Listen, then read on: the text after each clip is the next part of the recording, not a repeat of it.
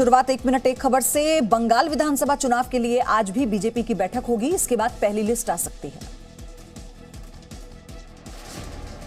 पश्चिम बंगाल विधानसभा चुनाव को लेकर आज भी बीजेपी की बैठक होगी। गुरुवार को दिल्ली में मौजूद पार्टी हेडक्वार्टर में बीजेपी केंद्रीय चुनाव समिति की बैठक हुई।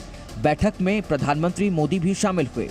माना जा रहा है कि बैठक में पश्चिम बंगाल और असम के विधानसभा चुनाव के लिए उम्मीदवारों की सूची को अंतिम रूप दिया गया। बीजेपी अध्यक्ष जेपी नड्डा और केंद्रीय गृह मंत्री अमित शाह भी बैठक में शामिल हुए। केंद्रीय मंत्री बाबुल सुप्रियो ने बैठक से निकलकर कहा कि बैठक में लिस्ट के अलावा बंगाल के दूसरे मुद्दों पर भी चर्चा हुई। जो है नाम अनाउंस होंगे, लिस्ट अनाउंस किया जाएगा, उसी चीज़ को लेके चर्चा हुई है और भी बंगाल के बाकी चीज़ों को लेके भी चर्चा हुई है। कुल रॉय ने कहा कि कार्यकर्ता चाहते हैं कि ममता बनर्जी के सामने शुवेंदु अधिकारी को उतारा जाए, लेकिन आखिरी फैसला पार्टी को लेना है। पार्टी का सब वर्ग चाह रहा है, सब कार्यकर्ता भी चाह रहा है शुवेंदु नंदीग्राम से लड़े। वो अभी तक कोई फैसला हुआ नहीं। वहीं टीएमसी से बीजेपी में आए शुवेंदु अधिकारी कुछ भी कहने से बचते नजर आए, लेकिन नंदीग्राम से बीजेपी की जीत पक्की बता रहे हैं। असम विधानसभा चुनाव के लिए बीजेपी ने सीट फॉर्मूला तैयार कर लिया है। बंगाल के बाद सबसे अहम माने जा रहे असम विधानसभा चुनाव के लिए बीजेपी का सहयोगी दलों के साथ सीटों को लेकर समझौता करीब करीब हो गया है। बीजेपी और सहयोगी दलों असम गण परिषद और यूनाइटेड पीपल्स पार्टी लिबरल के बीच सीटों के बंटवारे पर सहमति बन गई है। सूत्रों के मुताबिक एजीपी 25 या 26 विधानसभा सीटों पर अपने उम्मीदवार उतार सकती है, जबकि यूपी पीपल 8 सीटों पर चुनाव लड़ सकती है। वहीं बाकी बची 92 से 93 सीटों पर बीजेपी अपने उम्मीदवार उतार सकती है। गुरुवार को बीजेपी अध्यक्ष जेपी नड्डा के घर पर सीटों के बंटवारे को लेकर अहम बैठक हुई। इस बैठक में असम बीजेपी नेता और सरकार में मंत्री हेमंत बिश्व शर्मा, असम गण परिषद और असम बीजेपी के वरिष्ठ नेता मौजूद रहे। असम के वर्तमान मुख्यमंत्री सर्बानंद सोनोवाल भी बैठक में मौजूद थे। गृह मंत्री अमित शाह के आवास पर बुधवार को भी इस सिलसिले में अहम बैठक हुई थी, जिसमें बीजेपी अध्यक्ष जेपी नड्डा, असम के मुख्यमंत्री सर्बानंद सोनोवाल, प्रदेश अध्यक्ष रंजीत दास मौजूद थे। और इसी के साथ आपको बताएं, पाकिस्तान में इमरान खान की गद्दी खतरे में है। 6 मार्च को विश्वास मत पर फैसला होने वाला है। इस बीच इमरान खान ने कहा कि मेरे ही लोग मुझे धोखा दे रहे हैं।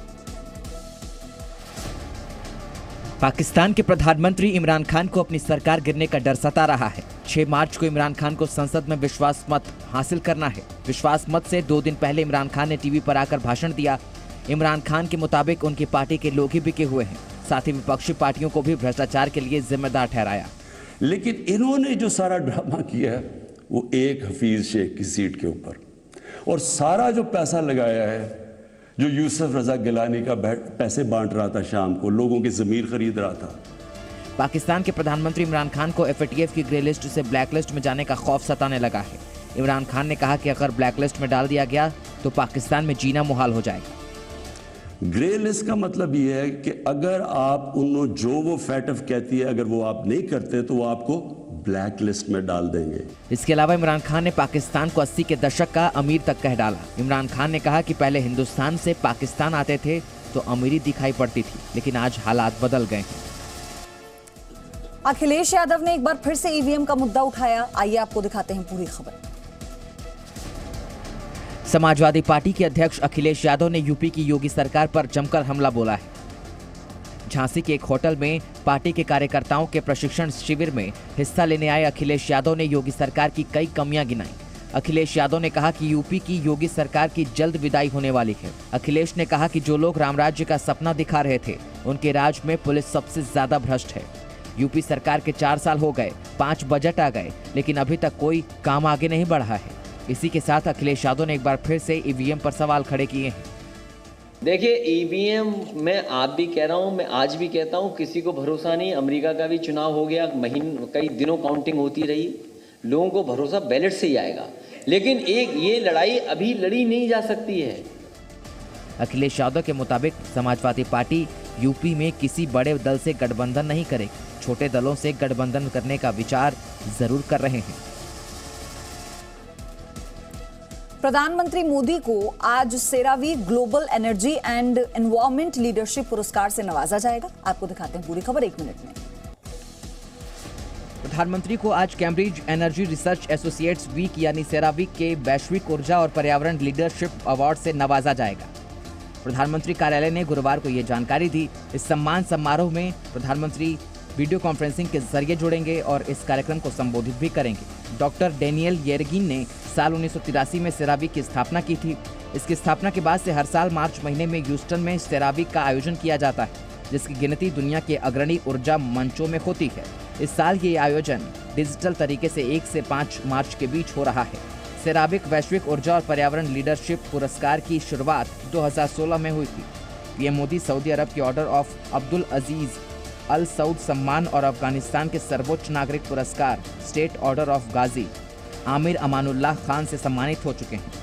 रूस की ओर से सर्वोच्च नागरिक सम्मान सेंट एंड्रयू पुरस्कार से सम्मानित किया जा चुका है। अनुराग कश्यप और तापसी पन्नू के घर आयकर की छापेमारी में कई बड़े खुलासे हुए। फिल्म डायरेक्टर अनुराग कश्यप और अभिनेत्री तापसी पन्नू के घर इनकम टैक्स की छापेमारी को लेकर बड़ा खुलासा हुआ है। इनकम टैक्स के मुताबिक प्रोडक्शन कंपनी 300 करोड़ रुपए के लेन देन का हिसाब नहीं दे पाई है। ये पूरा मामला टैक्स में 350 करोड़ की गड़बड़ी का है।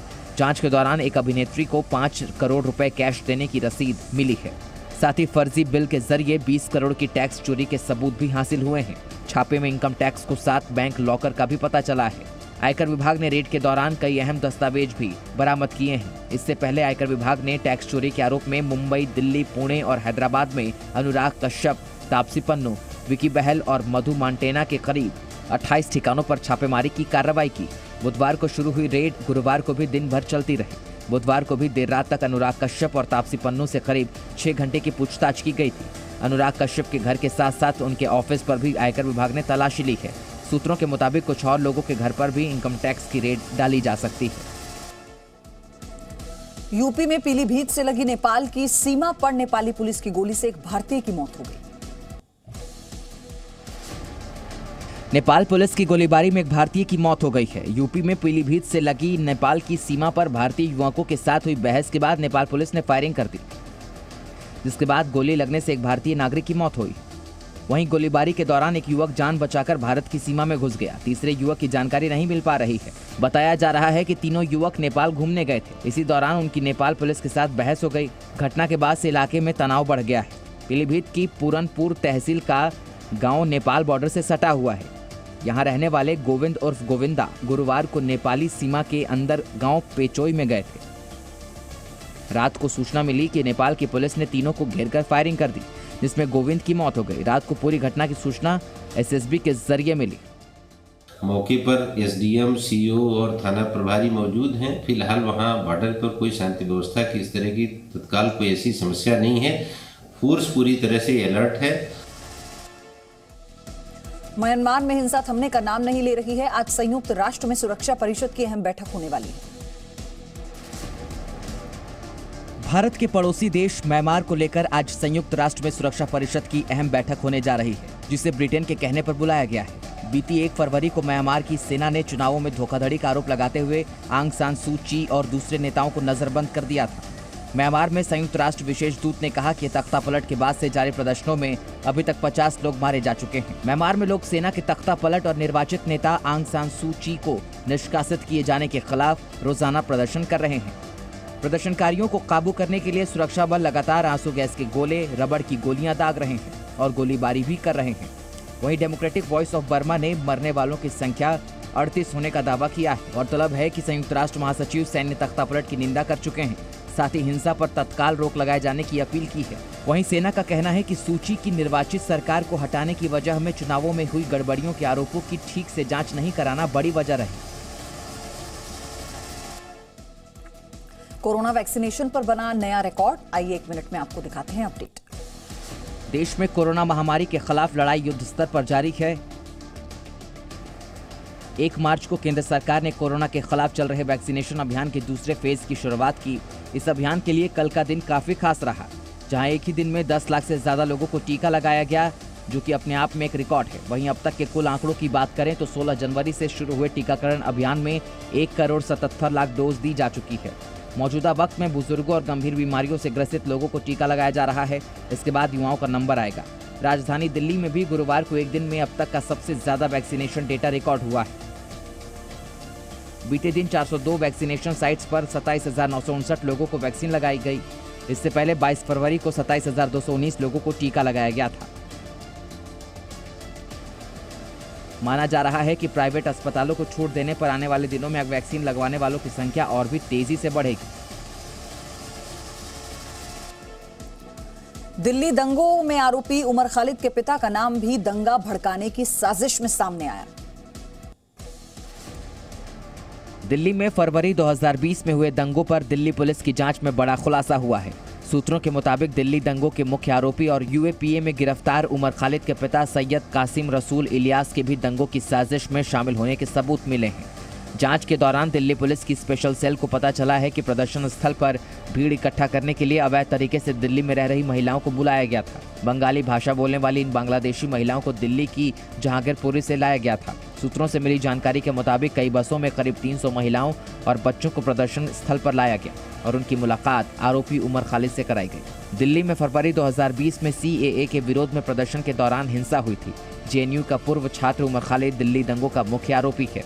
दिल्ली पुलिस ने उमर खालिद को यूएपी के तहत गिरफ्तार किया है। उमर खालिद पर दिल्ली दंगों की साजिश रचने और दंगा भड़काने का आरोप है। गौरतलब है कि अब दिल्ली पुलिस की स्पेशल सेल की जांच में उमर खालिद के पिता सैयद कासिम रसूल इलियास का दिल्ली दंगों में अहम भूमिका होने का खुलासा हुआ है, जिसके बाद इस केस में नया मोड़ आ गया।